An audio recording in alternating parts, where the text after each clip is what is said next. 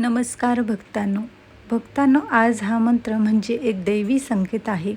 आज तुमचे भाग्य बदलणार आहे, कारण आज साक्षात देवादिदेव महादेव तुमच्या घरामध्ये येणार आहेत.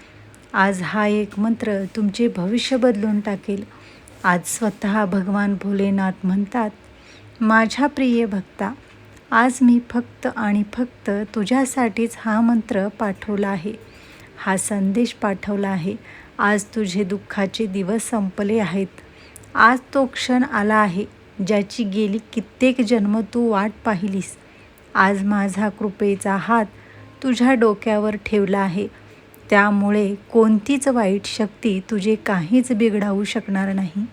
महादेव म्हणतात, माझ्या प्रिय भक्ता, तुला भविष्याची चिंता सतावत आहे, हे मी जाणतो आहे. पण हा मंत्र आणि याचे नामस्मरण तुझे प्रत्येक काम हे सुरक्षित आणि यशस्वीरित्या पार पाडेल.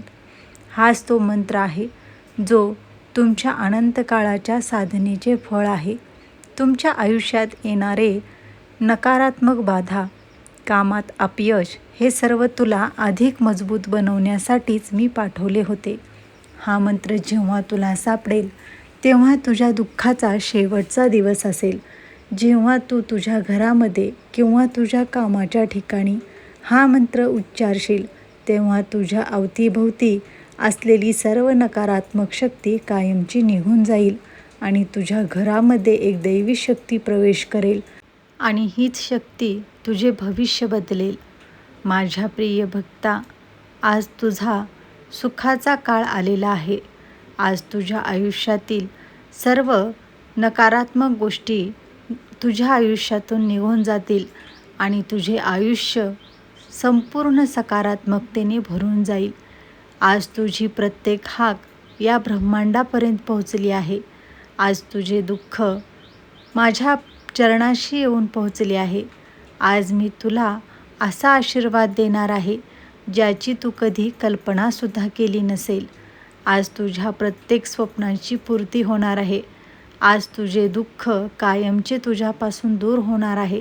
आजपर्यंत तू ज्या अंधकारामध्ये चालत होतास, आता पुढे फक्त प्रकाशच प्रकाश असणार आहे. आता तुझ्या सुखाची पहाट झाली आहे. आजपासून तुझे दुःख तुझ्यापासून कोसो लांब दूर जाणार आहेत. आज तुला अशी शक्ती मिळणार आहे ज्याची तू गेली कित्येक जन्म वाट पाहत होतास. आज तुला अशी संधी मिळाली आहे ज्याची तुला स्वप्नातसुद्धा कल्पना नव्हती. आज हा मंत्र आणि माझा संदेश अजिबात दुर्लक्ष करू नकोस. आज मी स्वतः तुझ्याशी बोलत आहे. आज हा मंत्र शेवटपर्यंत नक्की ऐक, कारण हाच तो मंत्र आहे जो तुझे नशीब बदलेल. त्यामुळे माझ्या प्रिय भक्ता, हा मंत्र म्हणजे तुझ्या बंद नशिबाचे कुलूप उघडणारी चावी आहे. त्यामुळे याकडे दुर्लक्ष करण्याची चूक करू नकोस, कारण आज जर हा मंत्र दुर्लक्षित केलास तर आयुष्यभर पश्चाताप करत बसावे लागेल. त्यामुळे हा मंत्र शेवटपर्यंत ऐक. भक्तांनो, हा मंत्र साक्षात भगवान भोलेनाथांचा मंत्र आहे. आज हा मंत्र जो कोणी उच्चारेल त्याच्या दुःखाचा अंत हा निश्चित आहे. आज वाईट काळ संपला आहे. आता तुम्ही दारिद्र्याच्या दलदलीतून बाहेर निघणार आहात, कारण आज देवादिदेव महादेवाने आज तुम्हाला कृपा आशीर्वाद दिला आहे. हा आशीर्वादच तुमचे आयुष्य बदलेल. त्यामुळे भक्तांनो, आज हा मंत्र शेवटपर्यंत ऐका, कारण कोणतीही साधना ही अर्धवट केली तर त्याचे फळ हे अर्धवटच मिळते. त्यामुळे भक्तांनो, आज हा मंत्र शेवटपर्यंत नक्की ऐका आणि बघा, काही तासातच तुमच्या आयुष्यात कसा चमत्कार होईल.